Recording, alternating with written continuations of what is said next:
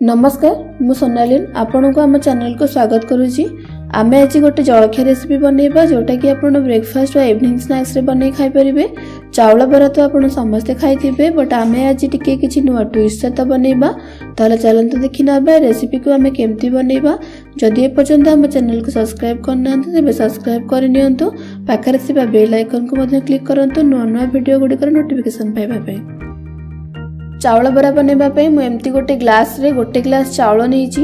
चाउल को मुझे 2-3 घंटा हला पानी रे बतुरी के रखिथिली। आपण एटी जे कोनोसी अरुआ चाउल नै परिबे।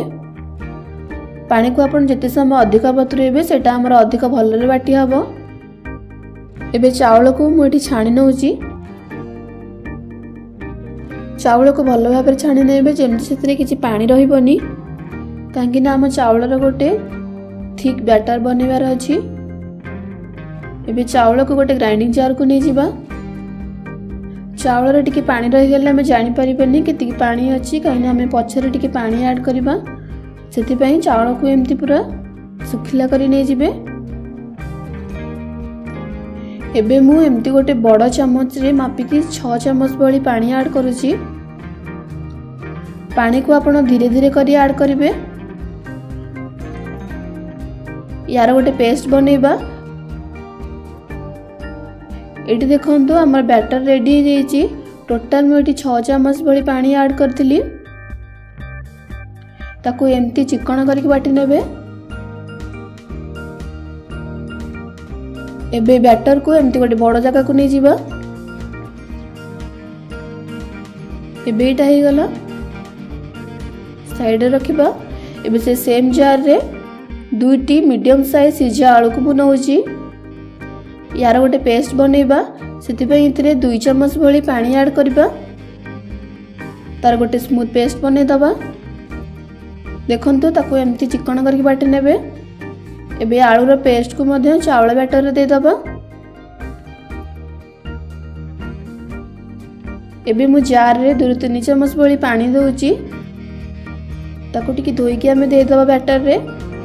जदि आपण एमती करिया चाहनांते तो आपण 2-3 चम्मच बड़ी पानी ऐड करिवे। एबे आलू और चावल रे पेस्ट को भल भाबरे मिसे दबा।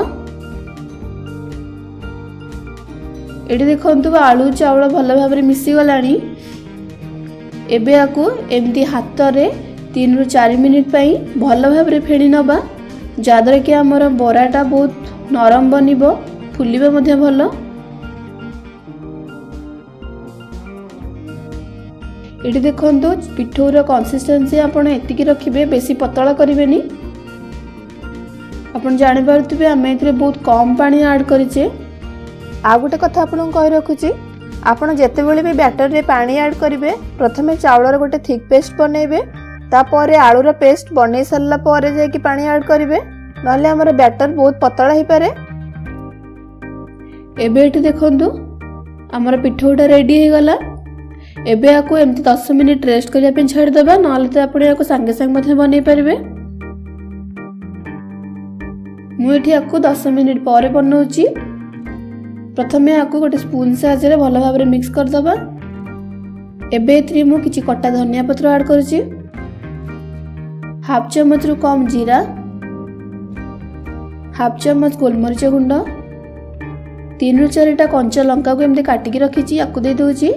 जदि आपण छुआंका पे बनौछंदी कंचा लंका को स्किप मध्ये कर परिबे। एठी मु गोटे बड़ पियाज को एमती छोट छोट काटी के रखिछि याको दे दोछि। एबे एठी मु गोटे इंच अदा नेछि। अदा को एठी ग्रेट कर नै जिबा। जदि आपण पियाज खाउ नाहंती ताले आपण एठी पियाज को स्किप मध्ये कर परिबे। बिना पियाज रे मध्ये रेसिपीटा बहुत टेस्टी लागिबो। एटी मु 7-8टा भृसंग पत्र नेछि याको एबे छोट छोट कर दे दोछि।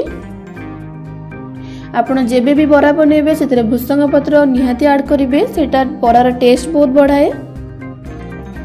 एबे एथिरे मु हाफ चम्मच रु कम खाइबा सोडा ऐड करूछि। एबे ए सब को हमें भल भाबरे मिसै दबा। एबे एठी मु स्वाद हिसाब रे लूण ऐड करूची। एठी मु हाफ चम्मच लूण ऐड करूची। एबे याको भल भाबरे मिसै दबा। एबे बैटर रेडी हो गला। एबे बरा छाणीबा। सेति मु एठी गोटे कड़ाई गरम करिछि। तेल एबे गरम हो गलानी। बरा को छाणीबा पूर्व हाथ रे आमे टिके पानी लगे दबा। तापरे बरा बैटर रु एमती छोट छोट कर दबा। एबे फ्लेम को मीडियम रु हाई रे रखिबा। आपन कड़ाई रे जति स्पेस रहउछि आपन से हिसाब रे बरा को ऐड करिवे। गोटे मिनिट पर देखंतु हमर बरार कलर टिके चेंज हो गलानी। एबे ताको आ गोटे पट साइड को उल्टे दबा। 2-3 मिनिट छाणिला परे हमर बरा गुडी को एठी टिके गोल्डन कलर आसी गलानी। ताको आ बेसी छाणीबानी। एबे बरा को हम गोटे प्लेट को काढी नबा। मु एठी गोटे टिश्यू पेपर ऊपर दे दोउची जादर कि हमर एक्स्ट्रा तेल सब बाहरी जिवो। से सेम उपाय रे हमें बळिथिबा बैटर रे मध्ये बरा बनै दबा। सेम प्रोसेस रे सब बरा गुडी को मठी छाणी नेछि। एठी हमर आलू आ चावल रे तयारी बरा रेडी हो जाइछि। एठी गोटे बरा मध्ये आपन को देखै दोउची बहुत क्रिस्पी बनिछि। देखंतु भीतरटा मध्ये बहुत सॉफ्ट बनिछि। आपन याको किछि भी चटनी सहित बा सॉस सहित लगे खाइ परिबे। मु एठी टमाटर आ धनिया पत्र चटनी बनि रखिछि। आपण ए बरा को घर थरे निश्चित ट्राई करंतु। आपणकर केमिति बनिला कमेंट सेक्शन में कमेंट करी निश्चित जणांतु। पुणी देखा हबो आ एक नुवा रेसिपी सहित। धन्यवाद।